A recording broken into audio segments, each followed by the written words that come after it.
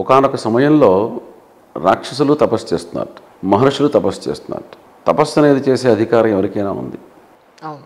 తపస్సు చేస్తే వాళ్ళకి ప్రత్యక్షం అవ్వాల్సినటువంటి గురుతులమైనటువంటి బాధ్యత భగవంతుడికి ఉంది. ఇప్పుడు ఏం చేయాలి?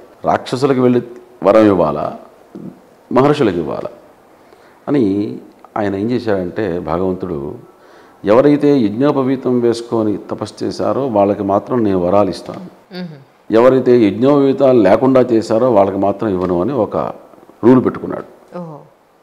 ఈ విషయం ఇంటర్నల్గా మహర్షులకు మాత్రం తెలిసింది. సరే, వాళ్ళు ధరించేటప్పుడు అడిగారు ఎట్లా ధరించాలి ఏమిటి అని. దాంట్లో 3 పోగులు బ్రహ్మ విష్ణు మహేశ్వరంగా భావించమన్నారు. అట్లాగే అగ్నితత్వం, వాయుతత్వం, సూర్యతత్వంగా వాటిని భావించమన్నారు. ఒక పోగు వృక్షస్వరూపం, ఒకటి యజస్వరూపం, ఒకటి సామస్వరూపంగా భావించమన్నారు. ఒకటి పృథ్వీతత్వం, ఒకటి ఆకాశతత్వం, మరొకటి జలతత్వంగా భావించి, అంటే ఇవన్నీ కూడా నా శరీరం మీద ఉన్నాయి అనేటువంటి భావన. ఇది నాది నాది నాది అనుకుంటే మనలో అహంకారం వస్తుంది. దీని మీద అనేకం ఉన్నాయి అంటే అనేక మందిలో నేను కూడా ఒకడిని అనే భావన కలుగుతుంది. అంచేత ఆ ఉపవీతాన్ని వాళ్ళు వేసుకొని తపస్సు చేశారు, వాళ్ళకి వరాలు ఇచ్చాడు, వేరే విషయం. అయితే గ్రహణం అనేటువంటిది వాస్తవంగా ఒక మహత్తరమైనటువంటి పుణ్యకాలం. చాలామంది గ్రహణాన్ని ఏదో పెద్ద మైలగా ఆలోచిస్తూ ఉంటారు. అది చాలా అసలు మన మనస్సులో ఆ విధమైన భావన పోవాలి. మామూలుగా మనం ఒక 1000 జపం చేసామనుకోండి, ఏదైనా రామనామమో, శివనామమో, విష్ణునామమో, ఆ 1000కే ఫలితం వస్తుంది. అదే మీరు గ్రహణంలో 1000 చేస్తే కొన్ని లక్షల మాలు జపం చేసినటువంటి పుణ్య ఫలితం. ఎందుకంటారు? ఆ గ్రహణ సమయంలో సమస్త దేవతలు కూడాను ఒక చోట ఉంటారు. అది దాని గ్రహణ పుణ్యకాలము అంటారు. మీకు పంచాంగాల్లో అట్లా రాస్తారు, పుణ్యకాలము ఇంత అంటారు, ఆద్యంత పుణ్యకాలము అంటారు. ఏదో some నిమిషాలు చెప్తారు వాళ్ళు. ఆ సమయంలో ఏది చేసినా అనంతమైనటువంటి పుణ్య ఫలితం. అంచేతను మరి ఏంటి నియమాలు? ఆ పుణ్యం కోసం ఇంత నియమాలు ఏమిటి అంటే, మామూలుగా సూర్యగ్రహణానికి 3 యామాలు. యామం అంటే 3 గంటలు. 9 గంటల ముందే ఆహారం తీసేసుకోవాలి. చంద్రగ్రహణానికి 6 గంటల ముందు ఆహారం తీసుకోవాలి, ఆ తర్వాత తీసుకోకూడదు. మంచినీళ్ళు కూడా తాగకూడదండి? మంచినీళ్ళు తాగొచ్చు. గ్రహణ సమయంలో మటుకు నీళ్ళు కూడా తాగకూడదు. స్పెసిఫిక్గా ఆ టైంలో నీళ్లు తాగకూడదు. 6 గంటల పాటు నీళ్లు తాగకుండా ఉంటారా మీరు? రేపు గ్రహణం మనకి 3-3.5 గంట సమయం, చాలా గొప్ప గ్రహణం ఇది. అవునండి. సామాన్యంగా ఇంత సమయం గ్రహణంలో, పుణ్యకాలం ఇంత గ్రహణం సమయం ఈ మధ్యకాలంలో ఇప్పుడు రాలేదు. ఆ టైంలో ఎంతైనా మనం అనుష్ఠానం చేసుకోవచ్చు, కానీ ఉండాలి. ఇప్పుడు మీరు నేచురోపతి దగ్గరికి వెళ్తే వాళ్ళు 24 గంటల పాటు ఉపవాసం చెప్తున్నారు, చేయట్లా మీరు? మరి భగవంతుడి కోసం అంటే నాకు అసలు తెలియదు సార్ దీని గురించి. అంటే ఆహారం అని నాకు ఐడియా ఉంది, బట్ మంచినీళ్ళు కూడా తాగకూడదన్న విషయం తెలియదు. ఆ గ్రహణ సమయంలో తాగకూడదు. అది సుమారుగా రాత్రి 9:48 నుంచి మొదలవుతుంది. 1 గంట చిల్లర దాకా ఉన్నదండి. ఆ కాసేపు పడుకున్నప్పుడు మానేస్తాం కదా, అట్లా అనుకోవటమే, ఆ సమయంలో జపం చేసుకోవటమే. కరెక్ట్. అట్లాగే గ్రహణ సమయంలో గ్రహణాత్ పూర్వం పచన చేసినటువంటి పదార్థాలు తినకూడదు. అంటే ఆ రోజు ఉదయం పూట వండిన పదార్థాలన్నీ కూడాను మరుసటి రోజు తినటానికి పనికిరావు. అయితే దాంట్లో కూడా మజ్జిగ, పాలు, నూనె ఇవన్నీ కూడాను పనికొస్తాయి. అట్లాగే చాలామంది పాపం ఇప్పుడు కొంతమంది నన్ను కూడా అడుగుతూ ఉంటారు, గర్భిణీ స్త్రీలు, మా ఇంట్లో గర్భిణీ ఉందండి, ఏంటి నియమం అంటే, గర్భిణీ స్త్రీలకి, అట్లాగే బాలురకి, చిన్నపిల్లలకి, అట్లాగే వృద్ధులకి, అట్లాగే రోగగ్రస్తులకి, వాళ్ళన్నిటికీ ఇవన్నీ కూడాను శరీరమద్యం కలు ధర్మ సాధనం అని. ధర్మాన్ని మనం అనుష్ఠించాలంటే శరీర ధర్మం కూడా చూసుకోవాలి. వాళ్ళకి ఈ నియమాలు లేవు. మనం హాయిగా ఉన్నవాళ్ళం మనం చేయొచ్చు, ఇదేం పెద్ద విషయం ఏం కాదు. అదే గర్భిణీ స్త్రీలు ఆ గ్రహణ సమయంలో కదలకుండా పడుకోవాలి. ఏదో వాళ్ళకి ఇటు ఏది సౌకర్యం అయితే అటువైపు హాయిగా తిరిగి పడుకోవాలి. మనస్సు అనేటువంటి దానికి ఎప్పుడూ కూడాను మడి ఆచారాలతో పలేదు కాబట్టి మనస్సు చాలా పవిత్రంగా అట్టు పెట్టుకొని భగవన్నామం, ఇష్టమైన భగవన్నామం ఏదో చేసుకోవచ్చు. తద్వారా గర్భస్థమైనటువంటి శిశువుకు కూడా చాలా మంచిది. ఇప్పుడు ఏదో మేము గ్రహణ సమయంలో తిన్నామండి, చేసాము అంటే మరి గ్రహణం మరి వాళ్ళు ఎందుకు పుడుతున్నారు? దానికి సమాధానం ఏంటి? కేవలం మనుషులకే కాదండి, ఇది పశుపక్షాదులకు కూడా. అసలు పక్షులు కూడా గ్రహణ సమయంలో బయట కదలవు, అవి కూడా గోడలకు వెళ్ళి కూర్చుంటాయి. మరి గ్రహణ సమయంలో పశువుల కోష్టంలో ఉన్నటువంటి పశువులకు కూడా కొమ్ములకు సున్నం రాస్తారు. అంటే ఆ గ్రహణ సంబంధమైనటువంటి దోషం వాటికి కూడా గర్భంలో ఉన్న శిశువుకి అంటకుండా ఉండాలి. రైతులు చేసే పని ఇది. దానికేం పెద్ద శాస్త్రాలు, వేదాలు చదువుకోవాల్సిన పని లేదు. కాబట్టి ఆ గ్రహణ ధర్మాలు ఏవైతే ఉన్నాయో అవన్నీ కూడాను మన గురించి మహర్షులు చెప్పినవే, కానీ వాళ్ళకేం ప్రయోజనం మనం చేస్తే? కాబట్టి ఈ గ్రహణ ధర్మాలు ఏవైతున్నాయో అవన్నీ పరిపూర్ణంగా చాలా నియమనిష్టలతో మనం అనుష్ఠిస్తే తద్వారా మనకి ఉత్తమమైనటువంటి స్థితిని మనం పొందుతాం. అది ప్రతి మనిషి తెలుసుకోవాలి. ఇదేమి ఎవరో సరదాగా చెప్పిన విషయాలైతే కావు. వీటిని శుభ్రంగా చేసి తద్వారా మంచి ఫలితాన్ని పొందాలి అని మీ ద్వారా తెలియజేస్తున్నాను. తప్పకుండా సార్. మరి జంధ్యం పరిస్థితి ఏంటి? జంధ్యాలు మార్చుకోవాల్సిన పనే లేదు. అసలు ఈ విషయమే లేదు. కేవలం అదేదన్నా మహిళ వస్తే జాతాశౌచం వ్రతాశౌచం అని మనకు ఉంది. మన వంశస్థుల్లో ఎవరన్నా పుట్టినా లేక ఎవరన్నా కాలం చేసినా అట్లాంటి సమయంలో, అట్లాగే శ్రావణ పౌర్ణమి నాడు తప్పనిసరిగా ఆ యజ్ఞోపీతం జంధ్యాల పౌర్ణమి మనం అంటున్నాం.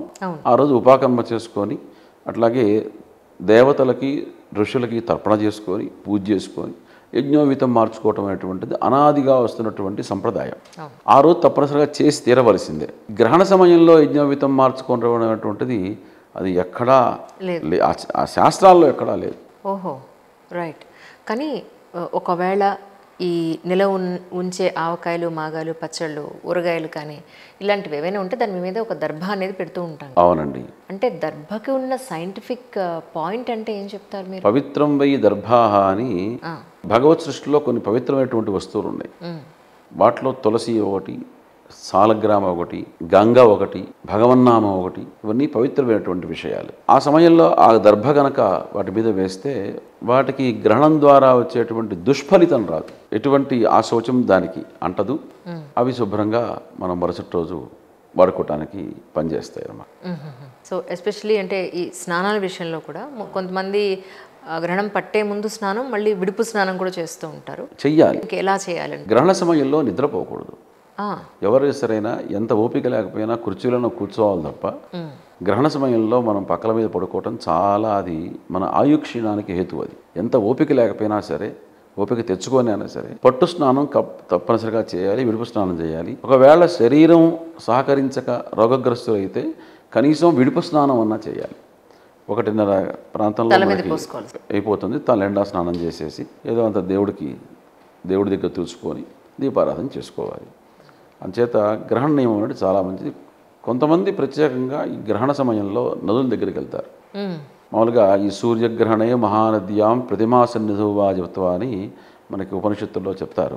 ఆ సమయంలో నదుల దగ్గరకు కానీ అట్లాగే దేవాలయ పరిసర ప్రాంతాలకు కానీ వెళ్ళి చెరువుల దగ్గర తటాకాలు అట్లా ఆరామ క్షేత్రాలు అటువంటి చోటకు వెళ్ళి మంత్రోపాసన చేస్తే బాగా సిద్ధిస్తుందని మనకి రేపు గ్రహణ సమయంలో చాలామంది నదుల దగ్గరికి వెళ్ళి తపస్సు చేసుకుంటూ ఉంటారు.